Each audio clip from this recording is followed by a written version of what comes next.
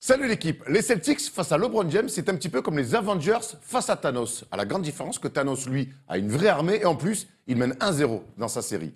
Voir les Celtics maîtriser leur pouvoir à ce point-là, c'est du grand Marvel. Et puis c'est quand même mieux quand la rage verte de Hulk sort plutôt que de l'attendre tout le long du film. Dans cette lutte, un homme sort du lot sans pour autant prendre toute la lumière. Al Horford est exceptionnel dans ses playoffs. D'abord face à Giannis Antetokounmpo, puis face à Joel Embiid, il a relevé les défis un par un sans jamais reculer.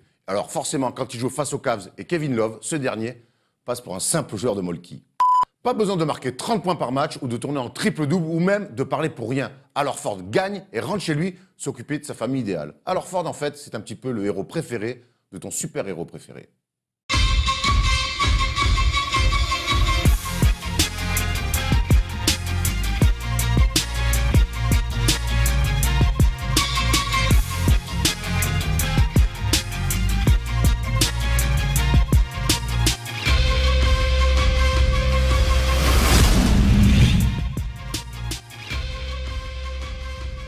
Salut l'équipe, on est jeudi et le jeudi, vous le savez maintenant, c'est le First Day Show, le 50e First Day Show de l'histoire. Bravo!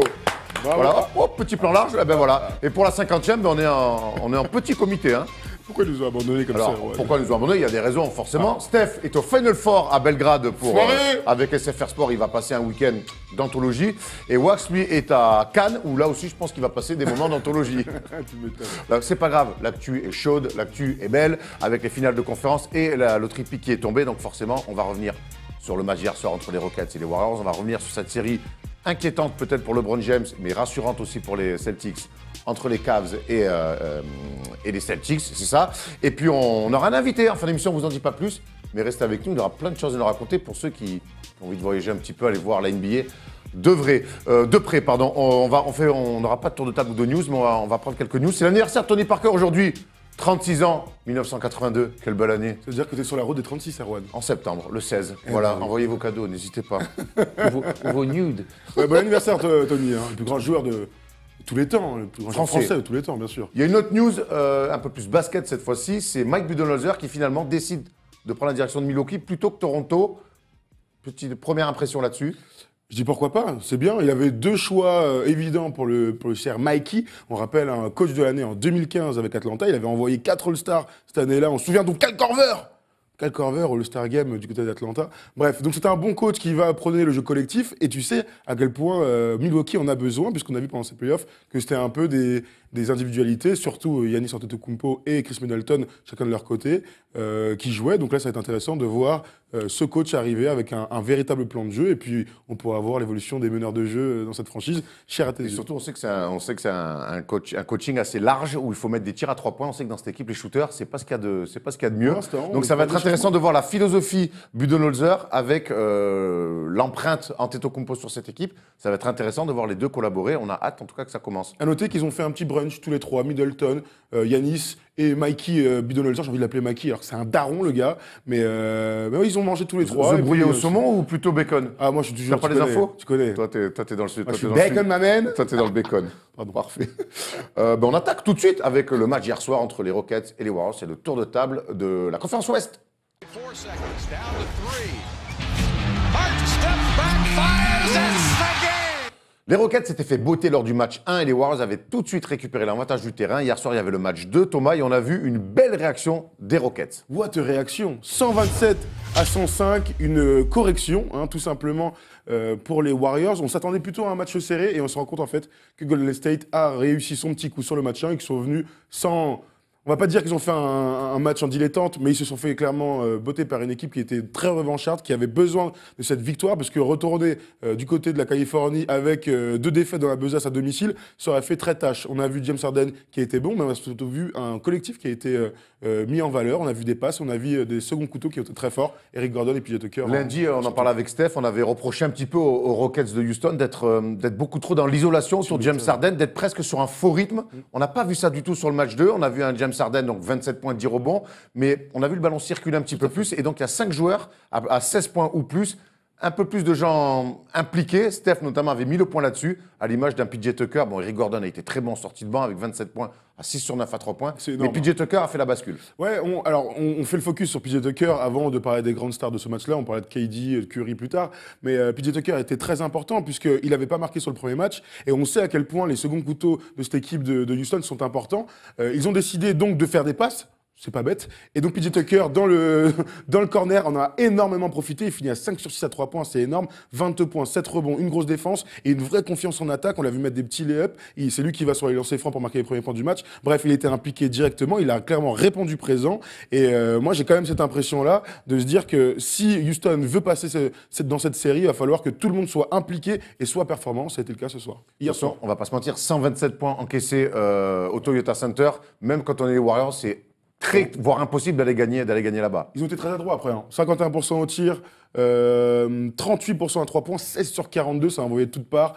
Eric Gordon était adroit, Trevor Ariza a été adroit aussi. James Harden était adroit, 3 sur 15 au tir à 3 points. Bravo James. Il n'a pas fait un gros match dans l'adresse, mais il a été encore une fois très influent. Chris Paul s'est un peu blessé, il a continué à dominer et à jouer, mais petite inquiétude, on espère que rien de grave, c'était au mollet, il se faisait un peu soigner sur les temps morts. Mais c'est une victoire collective, une victoire d'attaque, c'est ce qu'on voulait voir pour Houston. Houston a gagné à la manière Houston, c'est ce que disait Mike D'Antoni, fait quand on joue notre basket comme ça, on peut battre tout le monde, ça a été le cas hier soir, maintenant on va revenir un petit peu sur les Warriors, qu'on a trouvé un petit peu sénateur, je crois que c'est le mot qui convient bien. Ils étaient venus sur ces deux matchs-là, presque pour récupérer l'avantage du terrain. Ça a été fait dès le premier match, peut-être un peu plus tôt que prévu pour eux. Et hier, finalement, on a vu un très fort Kevin Durant, avec 38 points, où on a beau mettre apparemment qui on veut sur lui, personne ne l'arrête. Par contre, derrière, ça a été plus compliqué pour Curry, pour Thompson, et l'influence aussi de Draymond Green dans le jeu, même si on sait que lui, c'est pas tout le temps en mettant des 30 points. Il y a eu un manque de relais, même si Kevin Looney, lui, dans les rotations, est toujours Kevin OK. Looney a été plutôt bon. Hein. Il a joué quoi hier 11 minutes, il avait joué 25 sur le premier match. Mais c'est vrai que KD, hier, il est encore à 38 points, à 13 sur 22 au tir, dont 7 sur 9, 3 sur 7 à 3 points, pardon, mais un moins 28 de plus-manus. Alors, il était très fort, puisqu'il est inarrêtable, clairement, sur le 1 contre 1. Ses petits post-up, il se retourne, il tire. Il a mis un vrai Thomas à un moment sur une pénétration sur Capella. Il a mis un vrai cross aussi sur James Il a Harden. mis un cross sur James Harden, qui est toujours le meilleur défenseur de la Ligue, hein, évidemment. Il a été très, très, très fort, mais tu l'as dit, un peu seul. Au premier match, on avait été très satisfait par la performance de Klay Thompson. Hier, c'est 8 points et 3 sur 11 au tir. Steph Curry a commencé le match, et c'est important, en perdant des ballons. Les Warriors, au début du match, et Steve Kerr l'a dit à la fin du premier quart-temps, en disant « Vous savez, nous, quand on gagne un match, en général, sur le deuxième, on commence à perdre des ballons un peu bêtement. On a vu des passes comme ça, hop, dans les tribunes. » Je dis, mec, êtes sérieux, concentrez-vous un peu. Et ils perdent sur ça, sur cette entame, où ils disent « Tu parlais de sénateur. » Voilà, ils n'étaient pas concentrés à fond. Et les Warriors, quand ils ne sont pas concentrés, ils peuvent se faire prendre. Même si l'essentiel est ailleurs, ils reviennent avec l'avantage du terrain. Justement, donc la série maintenant se déplace à Golden State. On va se projeter un petit peu. On sait que les Rockets, cette année, sont allés gagner, notamment le premier match de la saison à Golden State. Ça remonte un petit peu maintenant. On sait que Houston voyage bien, mais on sait aussi que les Warriors, sur ces playoffs, c'est 6 victoires à domicile, 0 défaite. Alors c'est intéressant de voir ce qu'ils vont faire. James Harden sur le premier, sur le deuxième match, il y a eu 41 points sur le premier match, 27 sur le deuxième, mais une influence très importante, ce qui va être intéressant. Et j'espère qu'on aura enfin un match serré. Dans ce match 3, celui qui va gagner aura clairement repris l'avantage psychologique dans cette série. Donc on peut imaginer d'un money time un peu au coude à coude, et ça va être là qu'on va voir les superstars se sortir, être mis dans la lumière, on va dire. Donc si James Harden est très fort sur la fin de match et inarrêtable, si Chris Paul fait le taf, ils sont capables d'aller gagner là-bas. Ces finales de conférence, on les attend depuis très longtemps, au vu de la saison régulière. Ouais. Et un peu déçu, c'est ça que tu veux dire ? Non, pas du tout. Mais après le match 1, on avait la sensation. Et après ces deux matchs, moi j'ai la sensation, même si hier les Rockets font un grand match. Gros match. Et dites-nous si vous êtes d'accord, parce que finalement, tout va dépendre de l'investissement et des Warriors. Quand ils sont à fond, on l'a vu sur le match 1, même s'il y a eu des ajustements côté Rockets, est-ce que tu es d'accord avec ça ? Est-ce que vous êtes d'accord avec ça ? J'ai l'impression que finalement, c'est les Warriors qui font la chanson. Ce qu'on dit, c'est que quand il y a une meilleure équipe, ça dépend que d'elle, quelque part. Et c'est vrai que les Warriors sont clairement dans ce truc-là. On se rappelle de la finale contre Cleveland en 2016. Moi, je reste encore persuadé 2 ans plus tard que c'est de leur faute à eux, plus que la performance extraordinaire des Cavs. Ils sont mis un peu dedans tout seuls. Donc, s'ils sont au niveau défensivement, s'ils commencent à faire les stops, ils sont imbattables. Et hier, tu vois, il y a un moment où ils sont à moins 20. Mais ils commencent à faire des stops, ils commencent à mettre des paniers, et ils se rapprochent à 10. Alors hier, Houston était très très fort, donc ils commencent à remettre des tirs, Trevor Ariza, James Harden, donc ils repassent à plus 20. Mais ils sont toujours derrière toi, et tu te souviens pendant les playoffs, on a toujours l'impression qu'ils allaient revenir dans les matchs, quel que soit le niveau. Donc ouais, ça ne dépend que d'eux, de leur adresse, de leur concentration et de leur défense. Et s'ils sont au top, ils sont imbattables. On sait que dans les séries, les matchs 3, les matchs 5, quand il y a égalité, les matchs impairs, en c'est général. le match des bascules. Finalement, est-ce que Houston, avec ce match 3 dimanche, donc dans la nuit de dimanche à lundi, est-ce que finalement Houston n'a pas remis un petit peu la pression sur les Warriors? T'en dis quoi, toi? Moi, je dis non, parce que je sais qu'à l'Oracle Arena, on sait que maintenant, ils ont vu que s'il a joué dilettante, il prenait 130 points, il se faisait marcher dessus. Et je ne crois pas que l'avantage du terrain est vraiment une réelle importance dans cette série. C'est ce que Greg Popovich dit souvent. Au bout d'un moment, en playoff, l'avantage du terrain, finalement, on s'en fait toute une histoire, mais c'est juste un match à aller gagner. Quand tu es à Boston, en général, ça peut avoir une influence. Il y a toujours l'exception qui confirme la règle, tu le sais. Moi, j'ai surtout l'impression que ces Warriors-là ont des certitudes, peut-être même trop par moment, et qui sont capables de lâcher des matchs, mais que là, tu vas voir que autant après un match 1 bien maîtrisé, ils sont relâchés, autant après un match 2 moins maîtrisé, ils vont remettre le bleu de chauffe. Et ça va être curieux de voir, ça va être intéressant de voir si les Rockets peuvent, face à des très bons Warriors, lutter. C'est ça, en fait, la question que je me pose et que j'ai envie de savoir. Steve Kerr a dit après le match, on s'est fait botter le cul. Purement et simplement. Donc Houston, il ne faut pas oublier que c'est une très très forte équipe. C'est eux qui ont le meilleur bilan de la NBA. Ils ont déjà battu les Warriors. Ils sont en pleine possession de leurs moyens. Il n'y a pas un blessé. Bon, il n'y a que le Richard Mbamute qui ferait mieux peut-être d'être blessé vu ses performances ces derniers temps. Mais je me dis que cette équipe, et on le dit depuis des mois et des semaines, ils ont les cartes pour embêter, voire sortir les Warriors. Donc s'ils arrivent à les me faire un peu douter, ça peut être une série d'anthologie. Pour donc Kevin Durant, 37 points au premier match, 38 points au deuxième, Ouais. clairement inarrêtable. Il est trop chaud. Et pourtant, on disait qu'ils avaient de la viande pour le envoyer dessus. PJ Tucker, Luc Mbamute Trevor Ariza. et Trevor Ariza. Je voudrais m'arrêter sur Luc Mbamute qui, à la base, est un défenseur pur.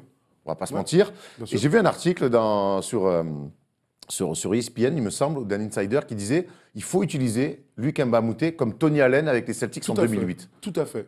Tout à fait. C'est-à-dire envoyer sur le meilleur joueur, donc KD, et qu'il ne fasse que ça. Qu'il ne fasse que ça. Mais comme Iguodala, quand il est sur LeBron en finale, alors certes, il va prendre des tirs ouverts de temps en temps, mais s'il dépasse pas les 3 ou 4 tirs par match, il n'y a aucun problème. Par contre, il joue 35. Dès que LeBron sort, lui, il va sur le banc. Dès que LeBron revient, Iguodala re-rentre. Donc je pense que, et je suis d'accord avec toi, il faut envoyer Luc Richard Mbamute en disant, mec, t'es un défenseur. Là, t'es un défenseur central de Ligue 1. Il faut que tu chopes le gars et que tu ne fasses que ça. Alors il va peut-être se faire châtier, parce que bon, l'autre, c'était super chaud. Mais il faut bien qu'il y ait un gars qui se jette, parce que Trevor Ariza, hier, a des problèmes de faute, ou c'est peut-être le premier match. Non, c'est le premier match. Il a 5 fautes très tôt, bref. Donc Trevor Ariza, il est important en attaque, donc il ne pourra pas faire les deux. Donc il faut bien un gars qui ne s'occupe que de ça. sacrifice. Et sous-entendu, il faut qu'il arrête de tirer. Parce que PJ Tucker met des points, on l'a vu hier soir. peut défendre, Trevor évidemment. Ariza met des points aussi. Donc en attaque, ils ont on sait que là, Luc, on l'aime beaucoup, Luc Mbamute. C'est une super saison. Mais là, on le voit quand même. Offensivement, en tout cas, c'est plus son niveau. Il rate beaucoup de lay-up. Hier, il y a les commentateurs, ils sont là, ils font oh, il rate encore un lay-up, c'est quand même chaud. Et donc, finalement, il faut vraiment qu'il se Ça peut être aussi une option de l'envoyer vraiment au feu. Tu sais, comme quand les coachs le dimanche matin te foutent en boîte sur le meilleur joueur et tu dis il va pisser, tu le suis. Ouais, Tu sais, ce genre de truc-là. C'est là, ouais, incroyable. On l'a tous connu, c'est clair. ce coach pas très inspiré, tu sais, qui pense être Greg Popovich en faisant on va faire boîte sur lui. Ah ouais. Toi, tu le lâches pas, il va pisser, tu le suis. Tu prends des backdoors et après on change de défenseur. Après, le truc, c'est que les Warriors, Comment stopper Kevin Durant comme les Rockets, le gros problème, c'est qu'ils changent sur tous les écrans. Donc en fait, il y a toujours des petits trucs. En Ouais, fait, mais- tu sais, KD, il arrive, il prend la balle et il voit le défenseur D'accord. d'Iguodala et il se retrouve toujours. Eh ben, Moi, moi j'aimerais que. Alors, changer sur beaucoup d'écrans, c'est cool quand tu connais le système et tout. Mais le problème, c'est quand même d'avoir le match-up le moins défavorable en défense. Donc ce serait bien qu'ils arrêtent de changer n'importe comment, ou alors ils se font battre sur le pick and roll, mais c'est pas le cas aujourd'hui. Là, aujourd'hui, Kevin Durant, mais c'est pareil pour James Harden de l'autre côté, ils choisissent leur défenseur et ensuite ils jouent. On peut pas essayer de choisir plutôt le défenseur qui va défendre sur eux et plutôt que de subir, tu vois. Donc là, je te rejoins complètement. Il faut avoir un défenseur attitré, faire de la vidéo à fond, l'orienter à gauche, ça va pas marcher. L'orienter à droite, ça va pas marcher non plus. Bref, trouver en tout cas Lui laisser le tir, ça va ça pas marcher non plus. Mais donc voilà, donc et comme ça, lui mettre la pression comme ça et être physique avec lui, parce que là, il est clairement trop fort. Parce que certes, les Rockets sont revenus un partout, très bien, mais il y a quand même un Kevin Durant à 37,5 points par match sur les 2 premières rencontres. Est-ce que s'il continue comme ça va pas le faire? Et je crois que vraiment réduire l'impact et peut-être voir. Alors, il y a Curry, Thompson, ils vont pas faire Justement. des non-matchs comme ça. Je te pose une question, regarde. Et c'est ce qu'on dit souvent quand il y a un très fort joueur dans une équipe, et s'il défendait le maximum possible sur Durant, mais qu'il limitait complètement les autres. Imagine que Klay tactique à la Thompson. LeBron, quoi. Ouais, Klay Thompson Ou n'est pas un Jordan tir Rules, ouvert. Les Jordan Rules avec Complètement. Détroit. Klay Thompson n'est pas un tir ouvert. Bon, c'est difficile, hein. Mais pourquoi pas ça? Que Curry soit vraiment embêté et que lui mette ses 35. Peut-être que c'est là la stratégie à adopter côté Houston pour les battre. Parce qu'il est tellement fort de toute manière que On peut, va garder, faire du président. on peut garder cette technique-là et quand même avoir Recentrer. recentrer le rôle de Luc Mbamute, qui est, on rappelle, que ce soit à Milwaukee, aux Clippers, c'est un fort Bien sûr. défenseur, pur Il est et là pour dur, ça, hein. d'ailleurs qui a fait carrière grâce à ça.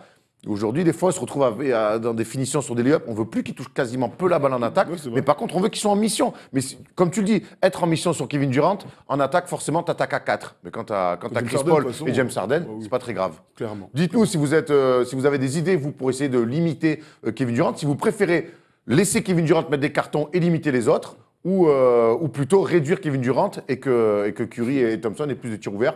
Oui, je sais, c'est une question très chiante. C'est un vrai choix de Sophie. Ouais, c'est clair, c'est clair. En tout cas, le match 3, très intéressant, dimanche, Prono, dans la prono, nuit. prono. Non, moi, je vois les Warriors. De toute façon, tu sais, c'est comme LeBron à l'Est, tant qu'il n'est pas battu. Mais bon, là, ça, c'est un peu la merde, hein, d'ailleurs, pour LeBron. On en parle Un juste petit après. prono, toi, dimanche? Moi, je pense qu'il y aura 3-1 après 2 matchs à Golden State pour les Warriors. On rappelle un 6-0 pour l'instant depuis le début des playoffs à l'Oracle Arena. Donc, ça serait un exploit pour Tout à fait. Houston. Exploit réalisable, mais ça serait un exploit d'aller gagner. À l'Oracle Arena, on parlait de LeBron. Grand danger hein, pour notre ami, C'est chaud, gros. pour les Cavs. Allez, c'est tout de suite, c'est le tour de table de l'Est. 4 seconds, down to 3. Hart steps back, fires, that's the game! LeBron James aussi aimerait bien, comme James Harden, dire qu'il y a un partout après 2 matchs, mais ce n'est pas le cas. Il y a 2-0 et plus que 2 victoires à 0. C'est la manière qui nous inquiète. On est retombé dans des... Finalement, on a l'impression que le 4-0 face aux Raptors, c'était un mirage, un trompe-l'œil, et que une fois de plus, on retombe dans les grands travers des Cavs, à savoir du LeBron à outrance. Et surtout derrière, même si Kevin Love fait des chiffres, il y a quand même une armée compliquée. T'inquiète, j'ai prévu entre toi et moi un petit débat, Kevin Love. Alors, moi, je suis pas exactement d'accord avec toi. C'est-à-dire que là, donc, ils perdent 107-94 sur le match 2. Ils sont 2 fois dominés clairement à Boston. Boston est très fort, on y reviendra un peu après, mais on peut rester sur les Cavs. Une équipe qui perd 2 matchs à l'extérieur, c'est pas choquant. C'est arrivé 1500 fois. Moi, je les attends à domicile. Alors, ils n'ont pas l'avantage du terrain, mais c'est comme ça que tu te remets en confiance. Je suis d'accord avec toi. LeBron est incroyable. 42 points, 12 passes, 10 rebonds, triple-double, extraordinaire. Début de match. Début de match inimaginable. Mettre des joueurs à 10 je mètres. crie dans mon lit, je crie dans mon lit à 3h du matin. Qu'est-ce qu'il disait, Millie T'as ramené une meuf? Non, je regarde le début de match de LeBron. Ah, bon, non. Mais du coup, ouais, LeBron, prétentieux. LeBron est magnifique. LeBron est un joueur incroyable, mais je trouve qu'il est enquiquiné, quoi. Alors, il prend ce coup de Jason Tatum. Alors, attends, on est en 2018, tu te viens de dire enquiquiné. T'aimes pas enquiquiné? J'adore. Ah, bon, voilà. J'ai envie de te faire un câlin. Ben voilà, enquiquiné, frère. Et donc, donc il prend ce coup dans le deuxième quart-temps par Jason Tatum, qui n'est pas du tout fait exprès. Ouais, mais comme un coup, hypercute, il ouais, le ouais. prend. Et c'est pas à son habitude. Enfin, des fois, il est un peu il a des crampes et tout. prend un menton, Mais un menton, knockdown, il quand va, même. il va au vestiaire et il revient. Et il y a un vrai changement d'attitude de LeBron, parce qu'à ce moment-là, je sais pas à combien il est, il est à plus de 20 points en premier quart-temps, il doit être à 30 et quelques à ce moment-là. Et pendant un long moment, il prend pas de tir. C'est plus lui qui a le leadership de l'équipe, enfin le leadership de l'équipe. En tout cas, en attaque, il prend plus les tirs qu'il prenait juste avant. Il préfère faire des passes à Kevin Love notamment, à J.R. Smith, pas le meilleur choix du monde. D'ailleurs, il y a une petite comparaison entre les deux backcourts, mais on y revient. Polo ne lance pas maintenant. Bref, et donc ça change le match. Parce que quand LeBron n'est pas sur le terrain, même s'ils font un petit run pour revenir sans lui avec Kyle Korver, eh bien c'est plus la même équipe et ils peuvent pas gagner contre Korver, Boston sans lui. il met 11 points Kyle Korver dans le match 2, c'est 11 points en première mi-temps, il me semble. Ouais, dans Où le là, il y a deuxième quart-temps. où là, il y a un Oui, peu mais que des tirs. Où là, il y a un peu des systèmes, il en met 0 en deuxième mi-temps. Ah ouais. Alors, une fois de plus, on est dans l'omnipotence LeBron James et autour. Alors, on va revenir sur Kevin Love. Oui, après. Jeff Green, transparent, même si défensivement, il fait les efforts, transparent. J.R. Smith. Bah tiens, regarde, avec Polo, il y a une petite comparaison entre les deux backcourts titulaires. Alors d'un côté, tout va bien, hein, Terry Rozier a régalé en troisième quart, Jalen Brown a régalé en début de match surtout, 41 points pour les deux joueurs. Et alors là, mon pote, mon Jordi, le teinture rouge, teinture blonde, n'a pas régalé. J.R. Smith, teinture de tatouage sur le corps. Ils sont à 3 points en cumulé, à 1 sur 11 au tir. Si tes deux mecs, deux joueurs importants de l'effectif, sont aussi nuls, on va pas se cacher, sont aussi nuls, ils n'ont aucune chance des pas de Boston. Ils n'ont aucune chance. Mais moi, j'attends un réveil. C'est quand même des joueurs de caractère. On peut imaginer arriver sur le match 3. À domicile, donc là, la série se déplace à Cleveland. Tu vois Cleveland revenir à 2 partout? Moi, je serais pas choqué. On en a parlé. Moi, honnêtement, je vois les Celtics par rapport à ce qu'ils proposent, y aller tout droit. Aujourd'hui, on arrive au bout du système LeBron James avec Tyronn Lue. On arrive au bout de ce système où c'est moi qui fais tout, c'est moi qui décide de tout. Il a créé une fracture, même si lui, sur le terrain, par ses performances individuelles, il est irréprochable. Maintenant, je crois qu'il y a une vraie fracture entre lui, le staff, le coaching staff et même les joueurs.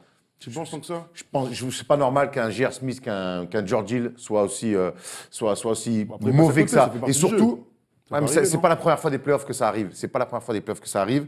Et surtout, la comparaison avec les Celtics, où c'est l'opposé. C'est oui. coaché. Il y a un groupe qui écoute son coach, qui boit les paroles de son coach. Il y a un plan de jeu respecté à la perfection.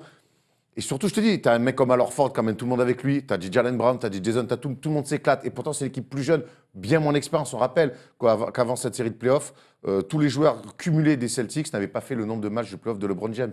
Et puis surtout, il y a LeBron James. Et derrière, il y a Kevin Love qui est censé être une deuxième option.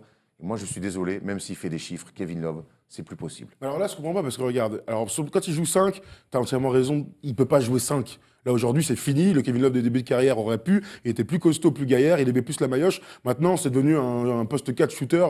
Ryan Anderson, un peu meilleur, on va dire. Là, ils ont mis donc Tristan Thompson dans les 5 majeurs, avec Larry Nance qui était en rotation. Ils ont enlevé complètement Jordan Clarkson. Forcément. C'est pas le meilleur des choix, ouais, ça. mais bon, c'est un choix. Admettons. Il va revenir vite fait. Il va revenir. Tu veux qu'il revienne dans le match 3, Clarkson? Bah, ce serait Il faut bien, mettre des paniers. Hein, donc, on est d'accord qu'il faut qu'il revienne. Je pense, ouais. Bref, donc ils ont décidé de le faire jouer 4. C'est pas un mauvais choix en soi. Il fait 22 et 15. Moi, je l'ai pas trouvé si nul sur ce match-là. Quand on en a parlé pendant le match, tu me disais, je le trouve horrible. Moi, je l'ai trouvé près du cercle, à mettre des end-one, à être là dans le moment où ils étaient vraiment au bout du roulax, et avec lui qui marquait des paniers. Donc 22 et 15, c'est ce qu'on lui demande quelque part. Moi, je lui demande pas d'être à 40 et 20 rebonds. Donc 22 et 15, être entre guillemets, est dur. Le problème, c'est ça, c'est qu'il s'échappe un peu et c'est là que tu. Ouais, mais en face de lui, son vis-à-vis, c'est Al Horford, il fait 15 et 10. Ouais, mais Al Horford, il est magnifique. Et ouais, mais dessus. Moi, ce que je te dis, c'est qu'aujourd'hui, tu as un poste 4 comme Kevin Love et comparons-le à tous les postes 4 un petit peu de la Ligue. Allez, tous les postes 4 de la Ligue aujourd'hui peuvent jouer 4 et 5. Draymond Green, alors qu'il est plus petit. Anthony Davis, je t'en parle pas. Parce qu'aujourd'hui, Kevin Love, on le compare à ces joueurs-là parce que c'est un joueur All-Star. C'est un joueur qui prend des gros contrats. Donc, à Horford, on le voit. On compare à ce top-là. On va pas le comparer à Ryan Anderson, même si c'est le premier mot qui est sorti malheureusement de ta bouche dans la comparaison. Aujourd'hui, c'est un mec qui n'est pas un bon passeur. Alors oui, sur les rebonds, il arrive à faire 2-3 touchdowns. C'est pas ce que j'entends être un bon passeur sur demi-terrain. C'est un mec qui recule tout le temps. Il est tout le temps derrière. Il n'aime pas défendre. Donc, il lui reste son adresse qui est assez fluctuante sur ses playoffs. Il n'est pas assez adroit aujourd'hui pour dire que Kevin Love est bon. Quand LeBron James sort, la deuxième option, c'est Kevin Love. Et là, on baisse. Même s'il compte la fin sur Toronto, et là, sur le match, il fait des chiffres. Mais il n'influe pas sur le match. Et c'est en ça qu'au bout d'un moment, je trouve que son leadership, ça dépasse le cadre. Et même, honnêtement, sur son visage, sur son langage corporel, je sens un mec abattu. Par contre, toi, tu me disais... Attends, mais laisse-moi dire ce que j'ai envie de te dire. J'entends, il est peut-être pas au niveau. Pas au niveau de son contrat, pas au niveau des attentes, pas au niveau de son statut. Pas là où il faut aussi. Merci de me prendre ma foutue truc. C'est que j'imagine Kevin Love dans une bonne équipe avec un coach, tel Boston, et ben je suis persuadé qu'il s'éclaterait, qu'il serait super fort, que ce serait une arme hyper importante du système de Brad Stevens. Il est dans un effectif où c'est calamiteux, où il n'y a rien, il n'y a pas d'âme, où il est pas responsabilisé. Donc au bout d'un moment, évidemment qu'il n'est pas au niveau des attentes, et j'entends, mais bon, au bout d'un moment, tu peux pas faire une fixette sur un Kemé qui est juste dans une situation... pas salarial, hein. Dans une situation où c'est compliqué de jouer avec LeBron. Chris Bosh a été un joueur merveilleux. Mais la deuxième option, c'était quand même D-Wade. Il est où D-Wade dans l'effectif là? Kevin Love, il n'est pas du niveau de D-Wade. Waouh, c'est pas une surprise non plus. Moi, je ne fais pas une fixette. Au moment où il y a un mec quand même qui est un niveau All-Star, d'ailleurs, qui fait une bonne saison. Il fait une bonne saison. Qui fait une bonne saison régulière, je l'ai souligné. Mais je ne fais pas une fixette. Je fais une fixette sur un mec qui est une deuxième option d'une équipe qui joue le titre. Donc, c'est pas faire une fixette. C'est pas comme si j'allais te chercher. Hey, José Calderon, c'est un bâtard. On s'en fout de ça. José, hein. Non, José, par contre. Faut que tu arrêtes avec José. José, c'est le batteur d'Hélène et les garçons. Mais moi, je ne fais pas une fixette sur lui, mais je suis en droit d'attendre mieux. Et c'est ce que je disais lundi aussi. Fais-moi taire, Kevin Love. Dis-moi que je me trompe, mais j'arrive pas à. Il pèse pas sur les rencontres. Et puis, c'est presque qu'on lui reprochait aussi à Minnesota, c'est de faire des chiffres. Et Dieu sait qu'il en faisait là-bas, sans réussir à emmener son équipe en playoff à cette époque-là. Donc, j'ai un problème avec Kevin Love parce que il pèse pas. Et même alors quand il fait pas de chiffres, il est pas bon, ok. Mais même quand il fait des chiffres, il pèse pas. Si LeBron James va s'asseoir, j'ai plus l'impression qu'il y a plus personne. En fait, t'attends de lui qu'il ait des moments de très très haut niveau, qu'il soit capable de mettre sur des séquences. Ouais, tu parles de Terry Rozier qui est pas bon en première mi-temps. Terry Rozier, il a un début de troisième quart-temps. Boum, c'est une influence sur le match. Mais bon, mais franchement là, on peut pas enlever l'influence du coach. On peut pas enlever l'influence du coach. Mon gars, au bout d'un moment, Terry Rozier, il est là, il prend des pics, c'est que des tirs ouverts, que des lay-ups. Alors, il sait très bien jouer, mais c'est dans un collectif. Là, on lui demande quoi? Les paniers qui marquent, mine de rien, ce sont des petits backdoors avec LeBron, des tirs où il met dedans. On est en pleine finale de conf, mais je vais un peu plus loin. Est-ce qu'aujourd'hui, Kevin Love, dans le basket moderne, de ces postes 4 qui deviennent maintenant des 5, avec des tours de contrôle, des influenceurs de jeu, bons passeurs, est-ce qu'aujourd'hui, ce basket moderne est adapté à Kevin Love, au jeu de Kevin Love? Moi, je pense que oui. C'est un poste 4, bon rebondeur, qui a de l'adresse. Il peut jouer tous les jours. Le problème, c'est qu'il joue avec LeBron. Enfin, son problème à lui, Mais dans c'est un qu'il joue rôle avec un LeBron. contrat comme ça, dans un Oui, rôle d'All-Star. Oui, d'accord, mais sauf que quand tu joues avec LeBron, t'es obligé d'être un faire-valoir. Ben moi, je trouve ça quand même difficile de t'exprimer à 100% de tes capacités, d'être bien dans tes baskets quand tu n'es qu'un faire-valoir, parce que c'est le cas. Alors, c'est moins grave pour des joueurs de moins bon niveau, par exemple J.R. Smith, quand il s'est éclaté à être bon en défense, à être dans le 5 majeur, à mettre des tirs. Ouais, mais c'est un mec qui a élevé son niveau de jeu. Lui, on lui demande, tu vois, il est attaché comme ça, il peut rien faire. Moi, je suis persuadé qu'il pourrait s'éclater dans un autre système de C'est jeu. un faire-valoir qui quand même tourne à 17,6 points sur la saison. Qui met des tirs. Des tirs, il en a pris tout D'accord, ça. mais bon, tu m'as compris. Alors, j'entends que l'effet LeBron, ça doit vraiment pas être simple. Et de toute façon, on l'avait dit l'année dernière après les finales, on le redira cette année, bien sûr. au moment où Cleveland sera éliminé, S'il en se finale gagne, hein. ou en finale de conférence, on verra. Mais il y a une vraie cassure. Maintenant, il y a aussi, est-ce que le niveau de Kevin Love par rapport à la saison régulière et par rapport à ses playoffs, il n'est pas en deçà aussi? Si, Est-ce mais que ça, c'est je suis juste d'accord. un problème de coach? Et vis-à-vis des attentes, il répond pas aux attentes. Ça, Voilà. Je l'entends. Voilà. Mais il y a peut-être des forces plus fortes que lui. Moi, j'aime bien les joueurs qui, tu vois, comme les jeunes qui arrivent en NBA, quel que soit l'environnement, les mecs, ils sont prêts à jouer, ils taffent. On souhaite tout ça. Sauf que la vérité, c'est pas ça. Le mieux, c'est d'être quand même dans un environnement parfait, avec un bon coach, avec des bons coéquipiers, où tu as les bons ballons dans les bons espaces. Voilà. Hein. Donc moi, pour un joueur fort, C'est un très bon joueur. encore. un joueur All-Star, gros contrat, c'est comme un mec qui dépend beaucoup trop, à mon goût, de l'environnement, même s'il y joue. Ça, j'entends. Voilà. Ça, Dites-nous ce que vous j'entends. pensez, vous, de Kevin Love pendant ses playoffs. Est-ce que le pauvre, il subit le système LeBron James ou est-ce qu'il est finalement juste pas au niveau sur cette série-là face à l'Orford? Le match samedi soir. 3, c'est samedi soir. C'est presque un do or die, hein, pour les C'est Cavs clairement menés 3-0, on connaît la série. Ouais. Mais même, il y a une autre stat qui est intéressante, c'est quand les Celtics mènent 2-0 dans une série, c'est arrivé 37 fois dans l'histoire, et 37 fois, ils ont gagné. Ouais, c'est incroyable. J'ai vu une autre stat, je crois que la moitié des saisons NBA, ils étaient en finale de conf. Une stat folle comme ça. Bon, bref, c'est une franchise légendaire. Moi, je te dis que s'il y a 2-2, vous l'aurez entendu ici, Très bien. et ben moi, c'est plutôt l'inverse. Je pense qu'il y aura 2-2. Je pense que les Cleveland va gagner les 2 matchs à domicile. Moi, je pense que C'est une grosse cote, hein. Moi, je mais pense que j'y Boston crois. va aller en prendre un là-bas, qu'il y aura 3-1. Ouais, ça se tient, ça se tient. Tu sais quand est-ce que la dernière fois que Oula. 1, Rewind. 3, 4. Quand est-ce que LeBron a été mené 2-0 pour la dernière fois? Oui, je sais, mais je te le dirai pas. 2008. C'est l'année de mon bac. C'est l'année 2008. C'est Moi l'année de mon aussi, bac. c'est l'année de mon bac. Mais c'est moins glorieux que toi. Ça a quand même 8 ans d'écart. Si on a eu le bac la même année, c'est compliqué. Et c'était contre Boston. C'était contre... Mon bac, non. On a fait le tour de ces 2 finales de conférence, mais cette semaine, il y a eu autre chose. Alors, c'est pas du jeu tout de suite, mais qu'est-ce que c'est toujours intéressant, Oui, c'est la loterie pique. Et en plus, les Knicks, ils ont eu que le choix numéro 9. Voilà, on va vous faire le listing de ces grands gagnants de la loterie pique. Dennis Rodman, if you forget all about the hair and all the tattoos, watch him play basketball. He can do some. And the winner is the Phoenix Suns. Pour la première fois de l'histoire. Pour la première fois de l'histoire, les De Phoenix leur Suns, histoire. de leur histoire, auront le premier Phoenix. choix de la draft le 21 juin prochain. Et forcément, donc on voit Sacramento, Atlanta, Memphis, Dallas, Orlando, Chicago, Cleveland via les Nets. On se souvient d'ailleurs ce Danny Ainge. Bravo, régalade, bravo, Danny. on se souvient ce pic, qu'est-ce qu'il valait il y a un an plus tard. Bon. Ouais, ok. Je suis pas sûr que ça vaille Kyrie Irving, hein, mais Je suis pas sûr non plus, ouais. New York en 9e et Philadelphie en 10e position. Voilà pour le top 10. La grande question qu'on a envie de se poser, Ouais. et on est d'accord, mais on espère vraiment avoir vos avis si c'est vous n'êtes très pas d'accord intéressant. avec nous. Qu'est-ce que doivent faire les Suns, Doncic ou Eaton? Bah oui, puisque les 2 meilleurs joueurs de cette draft, a priori, c'est soit le grand pivot d'Arizona, soit le prodige slovène d'Euroleague, d'ailleurs que Steph pourra voir au Final Four avec le Real Madrid, rien que ça. Alors il y a plein de trucs qui rentrent en ligne de compte. C'est les 2 meilleurs joueurs. Phoenix a des besoins. Et c'est peut-être pour ça toi et moi, on est plutôt sur DeAndre Ayton, qui est donc un pivot hyper massif. Elise pourra en parler dans quelques émissions, puisqu'on sait qu'on égrène tous les lundis les meilleurs prospects de cette draft. Mais voilà, un pivot d'Arizona de 2,16 m, mon gars, des bras immenses, un talent offensif, il a dominé la NCAA. Et qui a sur le poste 5, côté Phoenix, Tyson Chandler. Et Alex Len. Et Alex Len, Tyson Chandler qui est en fin de contrat l'année prochaine, contrat à 13 millions encore, hein, le bougrin. Lui, c'est gavé toute sa carrière. Hein. Mais alors, bref, donc ouais, DeAndre Ayton, quoi. Alors Mark Eaton, effectivement, il y a le profil. Pas Mark Eaton, hein. N'importe quoi. Mark Eaton, rien à voir. C'était le Rien pivot à du voir, Jazz. gros. DeAndre Ayton, il y a le profil, comme tu dis, un grand pivot massif, bel attaquant, des bonnes mains, qui peut tout de suite avoir un impact sur la ligue et notamment avec les Suns. Ouais.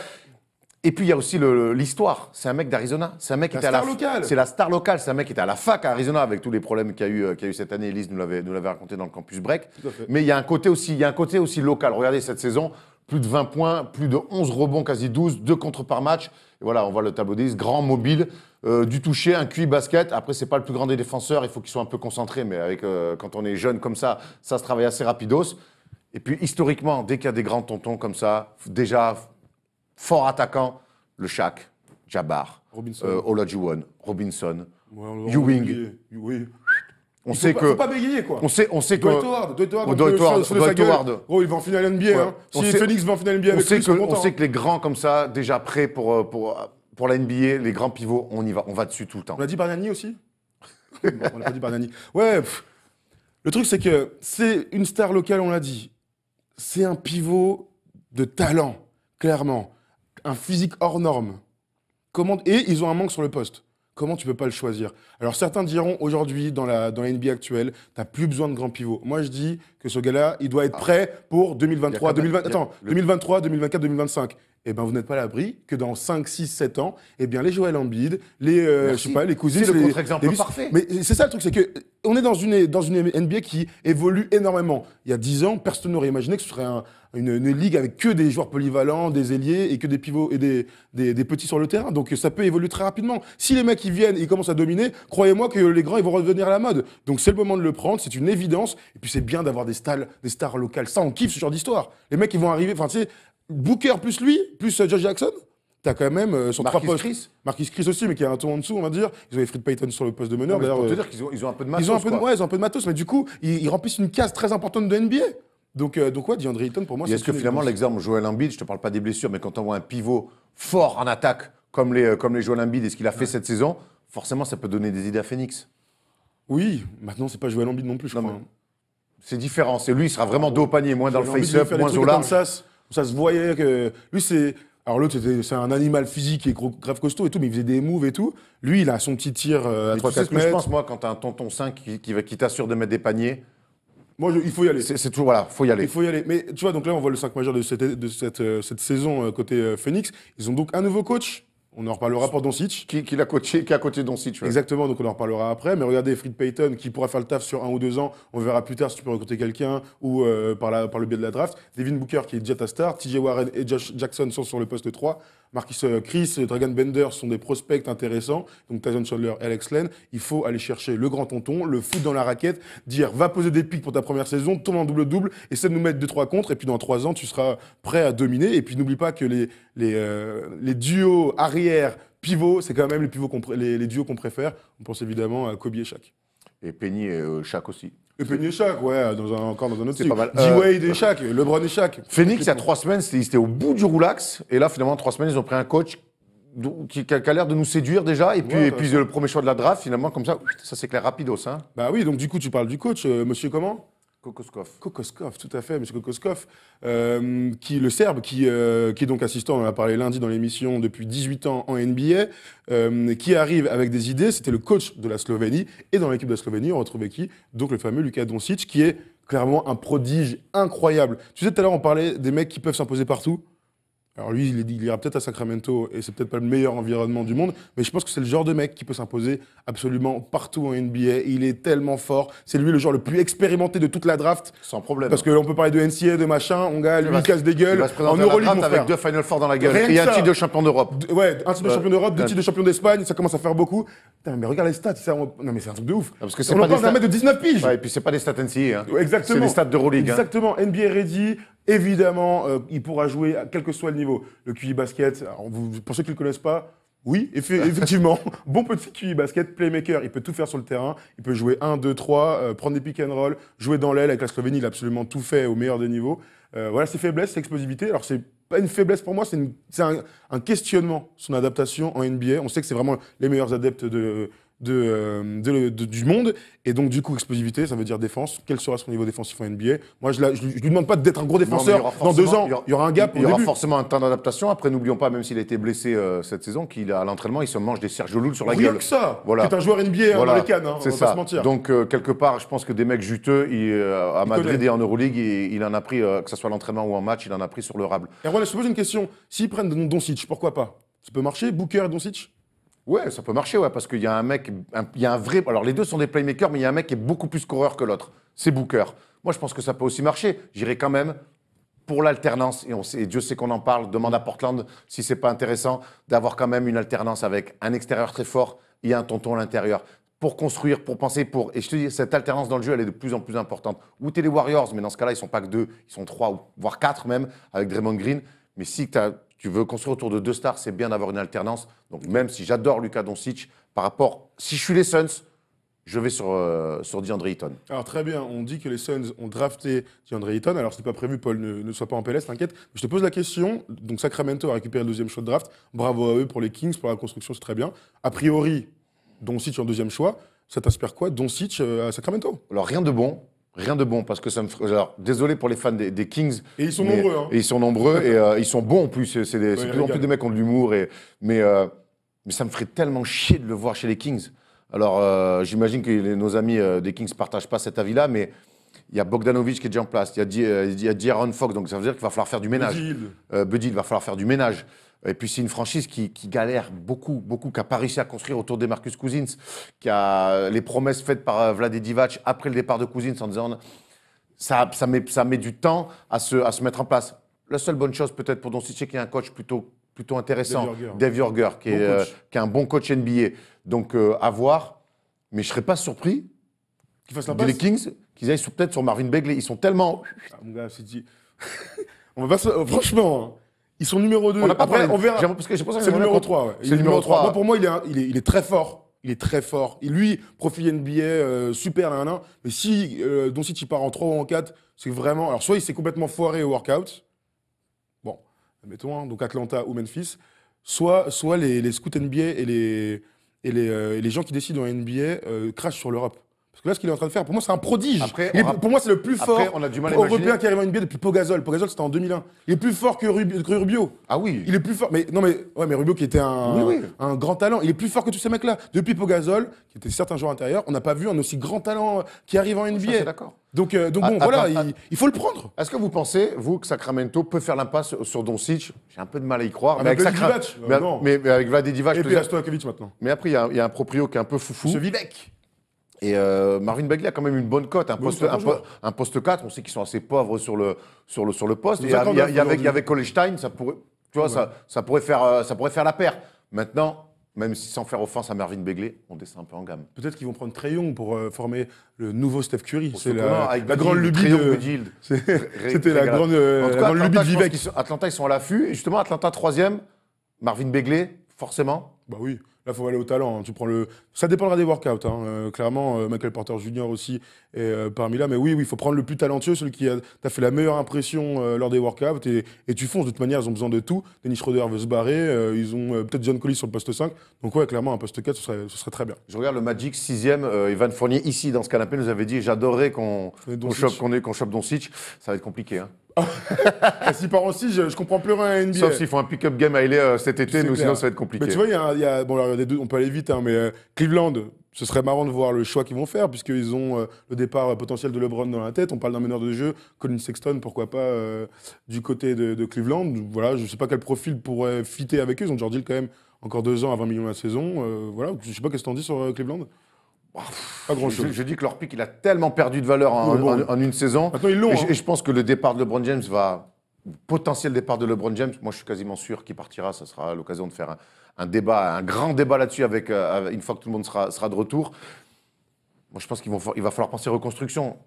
Tristan Thompson, tu ne pourras pas le bouger, donc tu auras déjà un grand steak à l'intérieur. Kevin Love pareil. Il y a Kevin Love pareil. Tu as George Hill qui est pareil, contrat à 20 millions, donc il faudra peut-être y aller au talent. Là, je regarde la mock draft, ils mettent Mo Bamba en 8 à Cleveland. Si ça arrive, les gars. Mo Bamba, il va être avant, je pense. Je pense aussi, quand je vois Dallas 5e, Quand je vois Dallas 5e, tu moi, prends si je suis Dallas, je Mobamba, fonce sur Mobamba, ils vont et là, tu règles ton problème de poste 5 parce que l'expérience néerlandaise Noël et depuis que Chandler est parti, ils n'ont pas réussi à choper un pivot correct. Et dernier truc, allez, pour le kiff, ta petite franchise, il y a Julien qui va venir après, il pourra nous donner son avis. Ah, tu Mon m'as numéro spoilé mon 9, truc, Phoenix. j'avais toute une intro. Ah, sorry, bro. Numéro 9.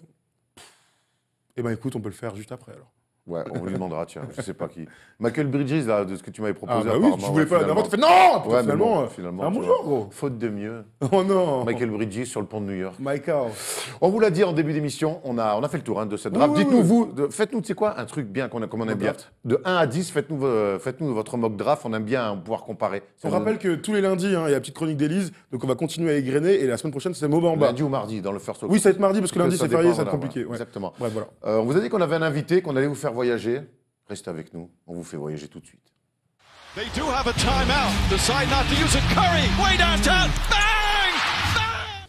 On vous l'a dit en début d'émission, on a un invité et on va vous faire voyager parce que vous savez que cette année, on a eu la chance de partir aux États-Unis avec Sport US Travel. Mais qui se cache derrière Sport US Travel? Thomas, je te laisse présenter notre ami associé. Tout à fait. Avec elle a une magnifique coupe de cheveux que j'adore d'ailleurs. Hein. Tout à fait. Voilà, merci Erwan de me Tu as prendre vu que ma je te petite la- blague. je te gâte les blagues. Donc nous sommes en présence de Julien Barthélémy. Julien, comment tu vas? Ça va? je vais bien, ouais. Ça va, c'est vrai que vous avez la même coupe de cheveux. Ça vous va bien, les gars. C'est vrai.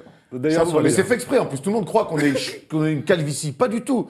Moi je vais chez le coiffeur, je fais fais-moi une calvose. Sinon une colombe, frère. j'ai vu qu'on nous prend pour des frères, c'est marrant. Bah oui, vous ressemblez un peu, hein. C'est le gars qui pète les pommes. Tous Vous les avez les bâtards yeux chauds, bleus. tous les bâtards chauds, de toute façon, Ça, on se ressemble. tu sais. exact. Est-ce que toi aussi, on me dit Gortat, Marcus Gortat Robben, n'importe quoi. Robben et Gordon. Bref, trêve de plaisanterie, c'est bien avec les lettres dans le bon ordre. Donc Julien, tu es là, tu es le big boss, CEO, motherfucker de Sport US Travel. Donc on va parler de Sport US Travel, de tout ce qui s'est passé cette saison, de tout ce qui va se passer l'année prochaine. Mais avant ça, avant de te laisser la parole, petit clip de présentation de ce que c'est Sport US Travel. Un rêve qui se réalise, quoi. C'est tout ce qu'on peut espérer de mieux en joueur de basket, quoi.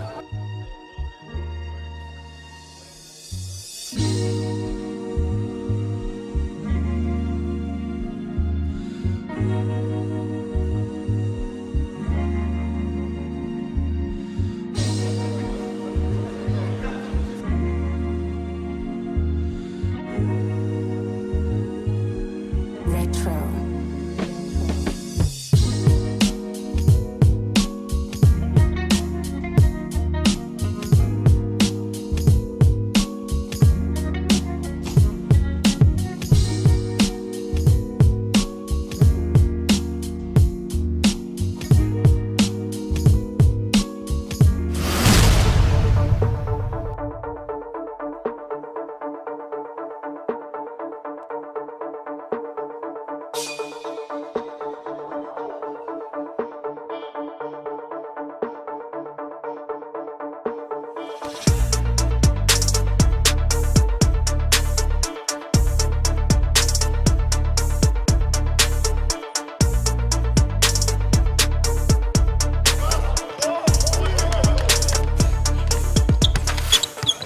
Franchement, c'est un truc de dingue. Gros kiff. Bah écoute, c'est vraiment génial, hein. Pour ton rêve de basketteur, c'est un jour d'être sur un parquet où jouent les stars, où ils vont jouer ce soir les Clippers. Franchement, c'est trop lourd. Franchement, on n'a pas envie de rentrer demain. On n'a pas envie. Merci Sport US Travel. Merci Sport US Travel. Merci Sport US Travel. Parfait, bravo tous.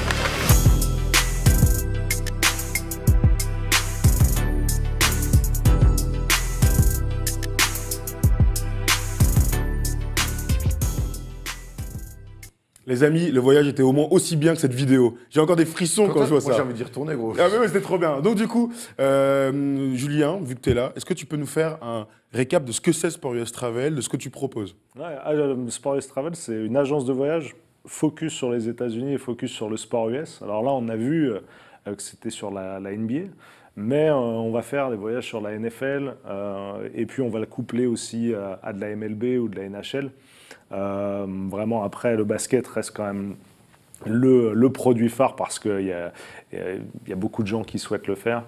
Et voilà, donc on couvre tout le sport US et on est spécialisé là-dessus. Donc là, vous l'avez bien compris, c'était donc à Los Angeles, il y a eu New York, il y a eu Miami, on était Miami, là. San Francisco. San Francisco pour voir un match des Warriors. Exactement. Il y a eu quoi d'autre? Alors, il y a eu des projets qui ne sont pas faits. Il y a eu Cleveland pour voir LeBron, mais un jour, Sport US Travel ira voir LeBron, ça j'en suis sûr. Ça va être trop sûr. tard, hein, j'ai l'impression. ça peut être ailleurs, Pour la saison prochaine, ce sera ailleurs, mais peut être ailleurs. LeBron avec le mode Cleveland.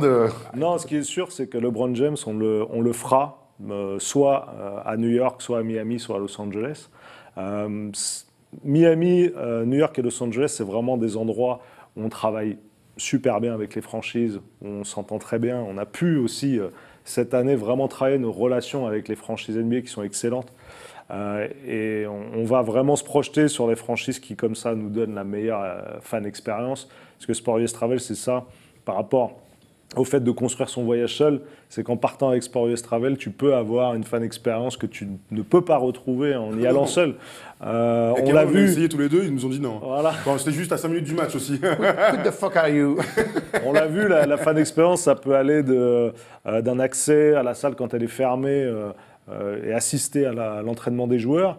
C'est la privatisation du terrain pendant 1 heure, 1 heure et quart. On l'a vu aux Clippers, mais on l'a fait aussi au Madison Square Garden, ce qui est exceptionnel, puisque cette année à New York, on a été le seul groupe que les Knicks ont accueilli qui a eu accès au Madison Square Garden. Donc on va essayer de travailler ça. Et puis on fera aussi Boston l'année prochaine. On n'a pas pu le faire cette année. Mais là, on se prépare déjà à le faire. LeBron James, il sera fait dans une des 3 villes où on travaille beaucoup. Et puis, on va multiplier les voyages, puisqu'on en a fait 6 cette année. Combien de voyageurs? 300. Donc, pour une première année, c'est énorme. pour une première année, c'est bien. Et il faut le dire aussi, le fait de le faire avec First Team, ça a une portée exceptionnelle. Et si on a fait ce chiffre-là, c'est aussi grâce à vous, les gars. Il y a eu 2 voyages, hein, First Team, donc il y a eu Los Angeles en décembre et Miami. Exact. Ouais. Et c'est vrai que nous, à chaque fois qu'on est allé là, déjà, on est à la rencontre des gens. C'est tous des énormes fans de NBA comme toi. Hein. On rappelle que tu es quand même un basketteur et un grand fan des Knicks devant l'éternel. Et c'est vrai que nous, on a eu cette chance-là de se rencontrer, de participer un peu à ton projet. Et c'est vrai que créer-nous les voyages First Team, l'année prochaine, déjà, on est en train de, tous les 3, tous les 4 avec Polo, de trouver un petit peu les dates et les endroits où on va attendre la free agency quand même. Hein. Oui, ça peut être bien, ouais. Mais ouais, c'est vraiment un travail d'équipe, je pense, entre tout le monde, entre tous les associés. Pour la promotion de Sport US Travel, on voit que grâce à First Team, on a des gens qui viennent de Belgique, Il y a de énormément Suisse. de Belges qui viennent et des Suisses. Ça, Ils régalent. Hein. Voilà. Ouais, ils régalent en général. Et ça, c'est grâce à la portée médiatique qu'a First Team. Donc, c'est vraiment, on est hyper heureux, je pense, tous, de comment ça clairement. s'est passé. Il faut rappeler qu'on existe depuis le mois de septembre, hein, donc avoir fait 300 personnes depuis le mois de septembre, c'est bien. Et il y a des perspectives qui sont très importantes, qui vont venir dès cette année. Donc voilà, il faut Le meilleur est à venir. Voilà, le meilleur est à venir. Et on essaye de mettre des petits bonus. Il y a des possibilités d'aller sur des concerts Alors quand ils sont à je vais côté. parler l'année prochaine. Alors, quels sont... Alors déjà, sportustravel.com, tout simplement, si vous êtes intéressé, vous allez regarder, il y a le récap, il va être tout remis à jour pour les voyages de l'année prochaine, forcément, puisqu'aujourd'hui, tant qu'il n'y a pas le calendrier, on ne peut pas donner les dates des voyages, ça me paraît évident. Hein. Mais alors, Tessier. ouais, c'est clair. Mais alors, quels sont les prochains voyages? Là, sur la fin de l'année 2018, tu as parlé de plusieurs sports, tu as parlé de concerts. Est-ce que tu as déjà en tête quelques voyages? Ouais, on va essayer de... Je vais voir là sur le fin août, mais on fera certainement un voyage à New York pour aller voir New York Giants, New York Jets. Et il y a un concert de Drake avec les Migos au Madison Square Garden. I mean, my man. I mean. Je te dis direct. Hein. C'est quoi les dates déjà? Attends, je vais regarder le concert de Drake. C'est le 25, le match est le 25, enfin le concert est le 25 et le match est le 26 ou c'est l'inverse. Certains de mes potes regardent, Mais, mon anniversaire c'est en mars, l'année prochaine, si vous voulez m'offrir un truc en avance, c'est le moment. Mais voilà, je pense que c'est des combinaisons qui sont intéressantes et qui peuvent fonctionner. On a un voyage en partenariat et j'en parle puisque j'ai le t-shirt Hoopers. On a lancé un voyage pendant les vacances de la Toussaint à Los Angeles. Donc c'est vrai qu'on n'a pas le calendrier. Hein. Je rappelle qu'il tombe en général entre le 10 et le 15 août. Donc on peut commercialiser les voyages fin août. Mais on sait déjà qu'on va partir à Los Angeles pendant les vacances de la Toussaint, donc fin octobre, début novembre. Et on va avoir le même format que le voyage que l'on a fait ensemble, c'est-à-dire un match des Clippers, un match des Lakers. C'est malheureusement trop tard puisqu'on a déjà 60 personnes qui sont inscrites sur ce voyage. mais on va en faire plusieurs. Los Angeles, normalement, sur novembre-décembre. Donc 2, 3, 4 voyages, ça dépendra. Pour voir LeBron et Paul George. Voilà, exactement. Miami, normalement, plus sur janvier, et une grosse période new-yorkaise sur février-mars. Voilà. Eh bien, ça promet. Ouais, et puis on a aussi notre premier voyage de NFL là qui est en place. Normalement, même si c'est trop tôt pour l'annoncer, mais normalement ça devrait être New York Jets, New England Patriots, donc c'est une énorme affiche avec des places, des super places et une fan expérience qui va être un peu folle aussi. Donc on l'attend parce que ce sera la première fois qu'on fait un voyage NFL, hein, en tout cas si le match de pré-saison ne se fait pas. Mais en tout cas de saison régulière, ça va être la première fois qu'on travaille avec les Jets et on est excité parce que même si c'est une franchise qui, c'est vrai, n'est pas hyper exposée par rapport aux Giants, mais ils proposent un contenu qui est intéressant et surtout voir les Patriots aujourd'hui, qui est une des meilleures franchises de la NFL, c'est en soi déjà une expérience. Le truc, c'est qu'il faut bien rappeler que les fan expériences, donc on l'a dit, ne sont pas ouvertes au public et que donc soit on va jouer tout simplement, comme on l'a vu dans la vidéo, sur le parquet NBA. Bon, sur un terrain de NFL, ça va être plus compliqué, mais en général, vous êtes accueillis dans des loges pour boire et manger de manière open bar. Et ça, vous savez qu'on adore ça. Vous avez l'opportunité de voir l'échauffement des joueurs. Et ça, encore une fois, c'est pas ouvert à tout le monde. Donc c'est aussi ça, Sport US Travel. Vous avez donc le vol, l'hôtel, toujours au moins 3 étoiles. La vie dans la ville. Et Miami, les gars, pendant le spring break, allez-y à mort. Et puis, vous avez aussi le côté... vous faites des potes. Il y a plein de mecs, et nous, on a été très surpris, plein de gens qui viennent tout seuls. Qui disent, j'y vais pour réaliser mon rêve. Et en général, à l'aéroport, avant de partir et de prendre l'avion, ils sont déjà potes. Ouais. Donc nous, on est arrivés, on s'est dit, ah ouais, donc nous, on se connaît, bon, nous, First Team, on connaît Jus et tout. Et en fait, on commence à parler à tout le monde. Et donc, ceux qui ont déjà fait des voyages, j'en ai encore sur Facebook qui me parlent ou sur Instagram et tout. Et voilà, on crée des liens. Et c'est aussi ça, la force de Sport US Travel, c'est qu'on a ce côté colonie, à arriver tout seul, à se faire des potes, et quand tu pars, t'es très triste. Et ça, c'est quand même une force. C'est vrai, moi je l'avais vu sur le premier voyage qu'on avait organisé, parce qu'avant Sport US Travel, on avait fait un voyage à New York avec l'association X Nation France, je leur passe le bonjour. Et on avait énormément de gens qui étaient venus tout seuls. Et c'était une crainte un peu, ils nous appelaient, on disait, ouais, mais je viens tout seul. Et au final, ils sont restés avec les gens avec qui ils étaient dans la chambre. Et au final, ça fait des connexions. Et les mecs sont toujours en contact aujourd'hui. Donc il faut bien avoir dans la tête qu'il y a quasiment que des passionnés. Alors ça dépend des voyages parce que c'est... ça débat. Ça débat sec. Ça débat. À Los Angeles, il y a eu 11 heures de vol. Les mecs, ils ont débattu pendant 11 heures. Je dis, mais jamais vous dormez, les gars, et tout. Ah non, mais lui, il faut qu'il fasse dans le... Mais n'oublie pas quand t'as les émissions pour le faire. C'est vrai. Eh oui, ça change tout. Ouais, mais c'est pas une critique. C'est que bah non, c'est justement, c'est trop bien. On parle de passionnés, mais là, les mecs, vraiment, ça débat 7 jours sur 7, H24. Ouais, non, c'est vrai que c'est le point commun, en fait, entre tous les gens. Donc, forcément, on a des gens qui s'entendent et qui partagent des souvenirs. Et comme tu l'as dit, on a beaucoup de gens qui n'étaient jamais allés aux États-Unis, qui n'étaient jamais allés voir un match NBA, qui, des fois, regardent la NBA depuis 10 ans, 15 ans, 20 ans. Et là, d'un coup, ils se retrouvent sur le parquet du Miami Heat entre Joel Embiid qui se fait masser et Dragic qui est à 2,2 m. Donc, ouais, c'est un peu fou. Et ce qui revient souvent, c'est, voilà, j'ai réalisé mon rêve. Et c'était la vocation de Sport US Travel et on est content de les aider, en tout cas. Est-ce que tu penses qu'on pourra aller sur la scène avec Drake à New York pour chanter avec lui, faire une coupole, un hélico? Ça c'est pas possible. Mais Drake, comme l'UFC aussi ou la NCA qui va arriver l'année prochaine, ça c'est des grosses dates. Et la NCA, on a vraiment hâte. Mais c'est grâce à nos excellentes relations avec les Knicks aujourd'hui, qui gèrent le Madison Square Garden et donc qui gèrent toute la billetterie, qu'on peut avoir un accès facile à tous les événements qui se passent au Madison Square Garden. Donc ça va ouvrir des opportunités à Sport US.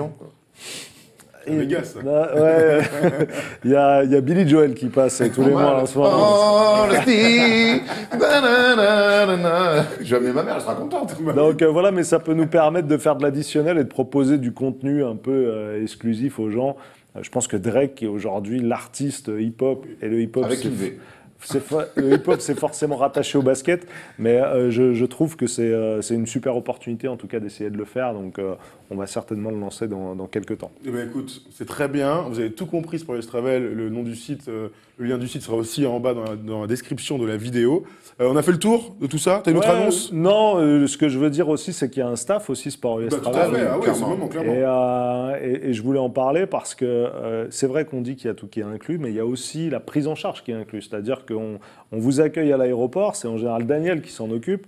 Régale, Daniel. Salut Daniel. Toujours la banane. 5h30 du matin, grande banane, il te parle de NBA, régale. 5h50, il arrive de chez lui, il repart chez lui après. ça, Il il ne prend repart, pas lui. forcément l'avion. Non, Daniel, Daniel. Daniel Martin, exceptionnel, et ben on va le garder, puis on va l'inclure encore plus l'année Très bien, prochaine. super. Il y a mon frère Hervé qui était sur New York notamment. Et qui On l'a jamais vu lui encore. Si, on a joué contre lui au basket. Ah, c'est vrai, on a joué contre lui l'année dernière. Exactement. C'est vrai, c'est vrai. Rugueux. Ouais, Plus bah. que Kevin Love ou pas, Erwan? Plus que Kevin Love, ouais. C'est pas difficile. Hein. Et Radija aussi qui était là à Tout à Los fait. Angeles et qui était sur New York, à qui je fais un bisou. Et puis voilà, donc il y a vraiment des gens autour, et des gens qui travaillent avec nous comme Karim qui est là et qui prêchent la bonne parole sur différents types de clientèle. Donc non, on est optimiste et on est dans une super belle aventure. Et puis on est dans le monde de la NBA, donc on va pas se bien plaindre, sûr, c'est pas régalade. Comme je dis souvent, on me demande quel est l'acte qui... qu'est-ce que je retiens de tout ça? C'est que moi, j'ai commencé à suivre les Knicks, j'avais 11 ans, en 94. J'ai eu ma première finale. Bon, ça, c'est loin, puisque ça fait 15 ans qu'on est en grande difficulté. Non, grande En grande difficulté. Et aujourd'hui, quand je vais à New York, je déjeune avec eux. Donc, c'est pour un fan comme ça, pour un fan. Donc, c'est exceptionnel. Donc, je profite. Et puis j'essaye d'en faire profiter tout le monde aussi. C'est le cas. C'est le cas. Donc, Oui, c'est le voilà. gars. Bravo au jeu en tout cas. C'est un super projet, on le savait dès le début, on le Dès qu'on savait. s'est rencontrés, c'est la première chose qu'on t'a dit. C'est C'est un ça, super ton truc. idée. Ton idée, elle est brillante. Ouais, c'est une super idée, mais c'est vrai que le fait de se dire, au-delà de l'aspect commercial, là, on voit des gens, on le voit dans la vidéo, tout le monde est tellement heureux. Nous, quand on a joué sur le parquet des Clippers, crois-moi qu'on n'était pas en train de dire c'est normal. C'était un truc de ouf, étoile dans les Et yeux. pourtant, j'ai mis des filoches au Palais des Sports de Pau et à Beaublanc en Limoges. Hein. Ah, mais c'est vrai que c'était fort aussi Ça, de c'était le faire fou, ça. à New York et de le faire au Madison Square ça, c'est Garden. incroyable. C'était vraiment impressionnant. On était un peu moins. C'était vraiment impressionnant. Mais non, encore une fois, tout ça, tout ce qui s'est fait, tous les gens qu'il y a eu, c'est aussi grâce à First Team qui a C'est ce qu'on s'était dit, hein, divulgué nous, on voulait, qui a diffuser le divulgué truc. l'information Ouais, on au-delà diffuse. de la France même, au-delà de la France. Et je pense que la bonne année, elle est due à tout, en fait, à la qualité des prestations, mais aussi au fait que First Team porte le projet comme Avec ça. Nico Batum, tu te souviens hein? C'était Ouais, avec Nico hein. Batum, mais je vous remercie d'y avoir cru de toute façon, parce que quand on s'est rencontrés, je pense qu'on a été tout de suite d'accord et qu'il y avait un vrai marché autour Clairement. de ça. Il y avait une vraie attente, les gens avaient vraiment envie de partir. Ce qu'il fallait, c'est juste trouver un produit avec un prix qui soit sûr. en phase. Et je pense que. On rappelle le là-dessus, prix, on c'est est 13 pas 500 € la semaine. mal. En général, on Non, est à pas du moins. tout, hein. C'est un peu plus, c'est C'est 1000 €. plus ou moins de 1000 €. Ouais, plus Ça ou dépend moins des 1000 villes, euros selon en les fonction villes. de la côte. Quand on est à l'ouest, c'est forcément un peu forcément. plus cher. À l'est, on essaye d'être à partir de moins 1000 € et on essaie d'avoir, comme tu l'as dit, des hôtels de standing. Très correct. Donc, Je te confirme, bon. le rooftop avec la piscine à Los Angeles, Voilà. c'est pas dégueu. Hein. Des fois, j'en rêve encore. Non, mais le retour client, les feedbacks qu'on a sur Facebook, ils sont tous ultra positifs. Les gens sont contents. Donc nous, on va juste essayer de continuer à maintenir ça, à maintenir cette qualité-là et de proposer encore plus J'ai hâte de la saison prochaine, déjà. Ouais, d'options. trop bien. J'ai hâte qu'on Super. se rebarre un peu tous ensemble. Là. Ouais, on Aller va voir des rigoler. matchs. Clairement. Exactement. Voilà, on a fait le tour de tout ça. Tu restes avec nous. On va se faire Ouais. un petit quiz, faut pas déconner. Là, tu suis Nix depuis 11 ans. On va voir si t'es un mec du quiz parce que nous, on est Depuis très chaud sur 25 les... ans. Depuis Nous, 25 nous, on est chaud sur les quiz, tu le sais. Hein. Bon, allez tout de suite, le quiz de Polo, évidemment. It's Lillard. He got the shot off. Lillard, Bonjour à tous. Non, j'ai été perturbé par le petit tapisseur. Bonjour à tous les gars, comment ça va? Il m'a fait peur. Bonjour Paul. Il m'a fait peur le tapis sonore. Oh non. Bonjour Paul, comment vas-tu? Bah ça va les gars, ça Il est va. tout grave, Ravi Polo. de recevoir Julien qu'on connaît bien sur le plateau. Bah oui. Très belle séquence d'ailleurs, je vous félicite tous. C'était une très belle Regarde-le, promotion. lui, le producteur. Ouais, t'es ému, ça. Comment la man? Donc voilà, on se retrouve pour un petit quiz et comme vous le savez, la loterie a eu lieu hier. Hier, on peut dire oui, hier. Et j'ai voulu faire un petit quiz sur ce thème. Mais étant donné que c'est pas énorme, j'ai fait aussi un quiz sur la draft de l'année dernière. Donc voilà, ça regroupe donc et la loterie et la draft de l'année dernière. Et on va commencer directement avec les questions sur la loterie. C'est 5 petites questions rapides et je veux que vous me donniez tous les trois une réponse. Et comme on a fait hier, notamment au quiz de House of Sport, c'est une seule réponse. Ok. Vous réfléchissez, ça fait 5 secondes et vous me filez une réponse. En quelle année a été mise en place la loterie? Le 85. Ouais, 1985. Avec Patrick Wing. Ouais, c'est ça. Avec les fameux boules froides. Bonne réponse, ouais. Bonne réponse d'Erwan, la draft de Pat Ewing. Ah, ça, il faut le dire rapidement, putain. Bah, le problème, c'est que chacun. et tout. Ouais. 85, un point pour Erwan. Là, ça va aller vite, la deuxième question. Les Suns ont gagné la loterie cette année. Est-ce que c'était la combienième fois de leur histoire? Le premier, on l'a dit tout à l'heure. Ouais. En 93, le Magic a donc gagné la loterie. Ils avaient alors le 11e pire bilan de NBA. Quel était leur pourcentage de gagner justement cette loterie? 27%. Ben non. 0,4 ou un truc comme ça. 1%. Non, 0,4. C'est 1%, c'est moins qu'un. Tu restes sur 27, je te laisse une chance. Attends, répète ta question. En 1993, le Magic, qui est alors le 11e pire bilan, Ah, pas le pire bilan, justement le 11e pire bilan de NBA, gagne la loterie. Quel était son pourcentage? 0,4, moi je reste sur 0,4. Moi, j'ai 1.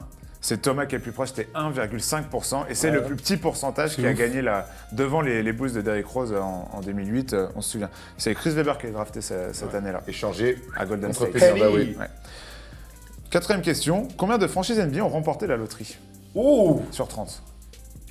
pas toutes, hein, visiblement. Ah non. Je vais dire 10. Tu dis 10? Pas mal. Moi, je dis... Je vais dire 13.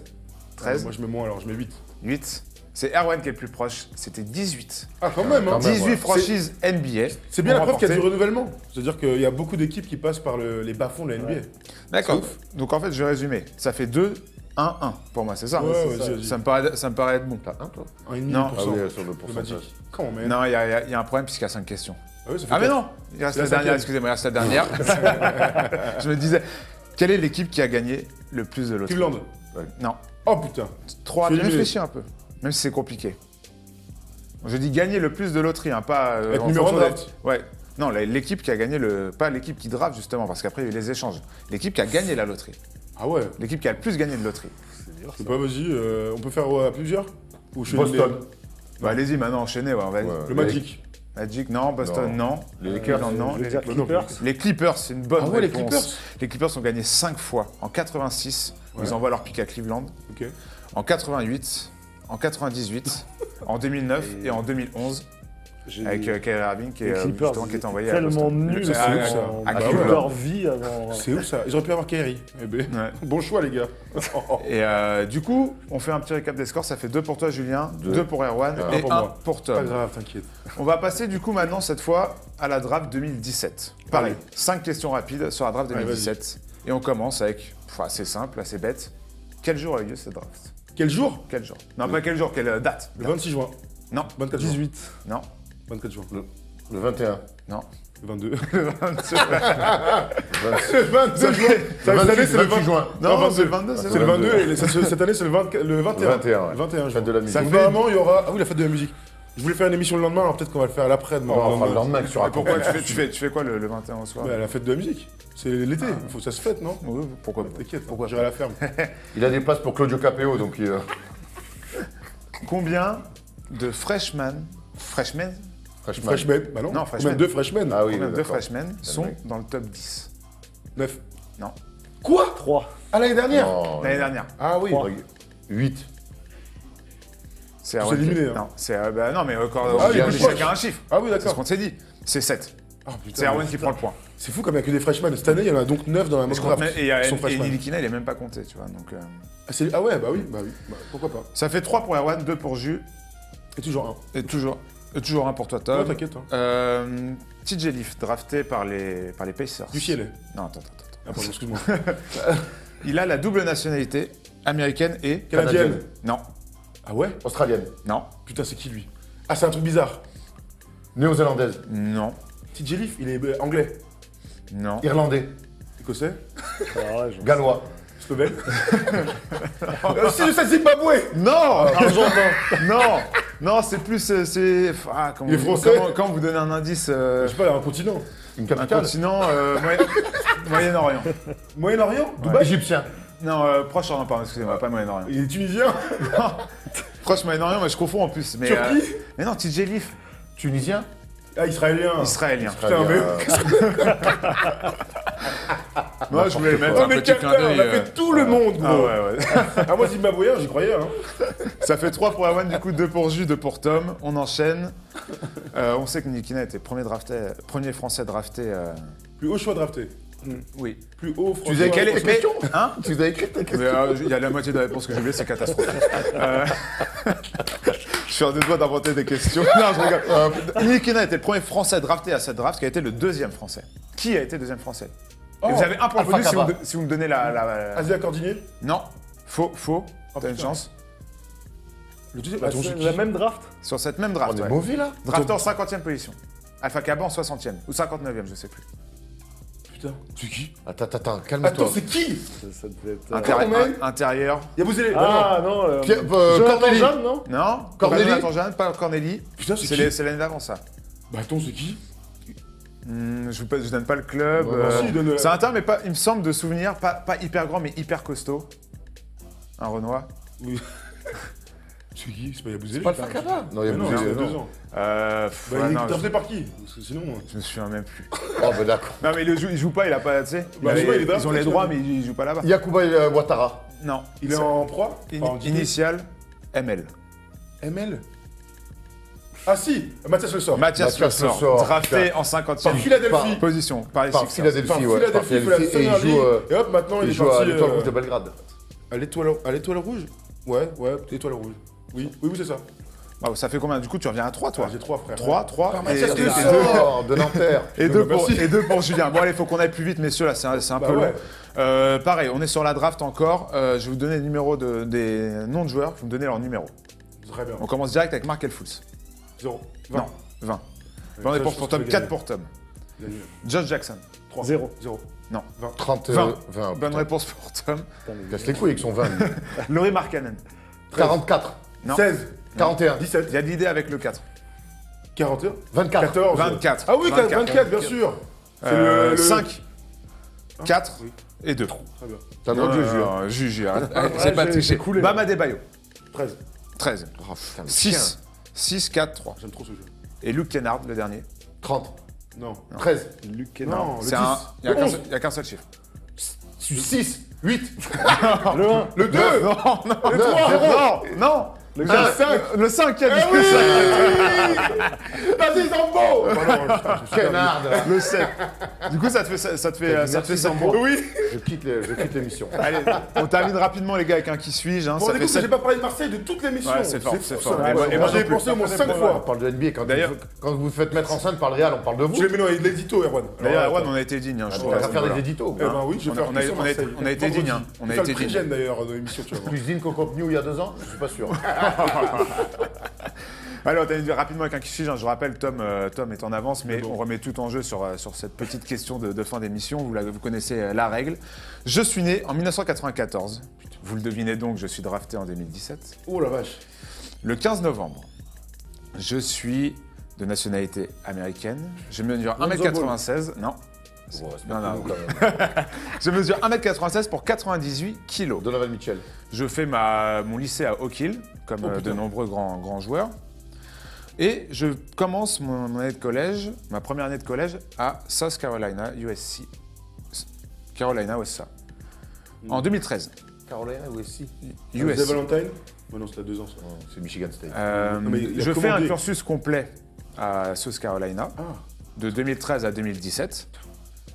Notamment en 2017, je suis élu SEC je l'ai. Player of the Year. Erwan, non. Erwan. Dennis Smith Jr. Non, Mais pour tu Non, fais un non. cursus complet, rien à voir. Ah oui, pardon. cursus complet. SEC Player of the Year en 2017.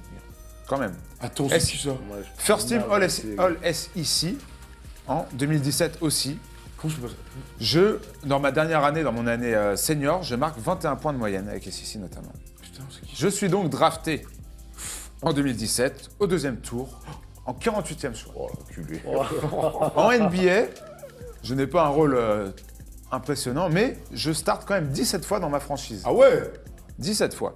Je fais pas des stats ronflantes, mais je marque quand même plusieurs fois plus de 10 points, et notamment un match à 20 points. On Mais te je peut suis, savoir. je suis starter dans ma franchise, dans une franchise de l'Est.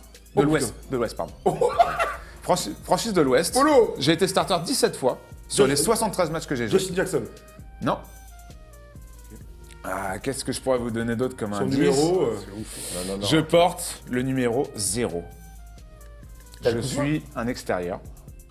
Non, mais Non, on se c'est rapproche. Utah. Et ça, dans les Géographiquement, on se rapproche de Kyle Kuzma. Et dans les commentaires, ils l'ont depuis environ 20 minutes. Golden State, non? Il joue pas à Golden State. Non. Jordan Bell, Non, c'est non, un extérieur, non. t'as dit? Non, non. Ah, Mais mais comme je vous l'ai sais, dit, c'est un mec des Clippers, j'ai plus son nom. c'est un mec des Clippers. C'est un mec des Clippers, j'ai plus son blaze. Un mec des Clippers. Moi, je sais que je vous l'ai choisi parce que je l'ai dans mon équipe My Team sur Ah, 2K. j'ai plus son blaze. Tu sais, ils ont C'est le lancé des Tismé, mecs là. des Clippers. Il ouais. est un arrière qui défend dur. Ouais, Ouais, on l'a vu en plus en vrai? Ouais. Ouais. Ouais, ouais. Ouais, ouais. Si, on l'a vu en vrai. Si, on l'a vu, on l'a vu, on l'a vu. Mais On il l'a avait- vu. Je il avait n'ai pas joué. aucune idée de qui c'est. Je vous donne les initiales. Vas-y, mais moi, j'ai plus ST. son nom. ST. Thomas. Avec un prénom improbable. Je me souviens plus, moi. Salvador. Dali. Bah oui, mais c'est avec un J'ai T. plus son Tali. nom. Bon, les gars, Terrence. vous, non, vous, Attends, comment on peut est-ce pas que avoir vous ça donnez votre langue au chat? Là, l'heure est Ah grave. putain, Là, c'est long, c'est long. Thompson. Non. Non, mais attends, putain. Messieurs, Ouais, je vous c'est laisse long. 10 Donne secondes. son prénom. Cindarius. Tordwell. Cindarius Tornoël. La vie de ma mère, je savais qui c'était. 10. Il a commencé, il a fini la saison c'est vrai. starter. Mais il a oui, joué c'est un vrai, match c'est à vrai. 20 points dans les Si, si, 3-4 si. derniers matchs. Je voyais le gars, après je. C'était pas facile, mais je pense que, Ouais, que c'était ça bien, pouvait, c'était ça bien, pouvait c'était se pas voilà. Très bien, bravo. C'est Posez là-dessus pas que plus, je t'as termine mon quiz avec une victoire de Baderwan. Derwan, du hein. coup, hein. Bravo, Erwan. Bravo, Aaron. C'est meilleur que. C'est pas la plus belle des victoires. Hein. Non, Mais mais par bon. les temps qui courent à Marseille, on prend toutes les victoires qui passent. Une victoire est une victoire.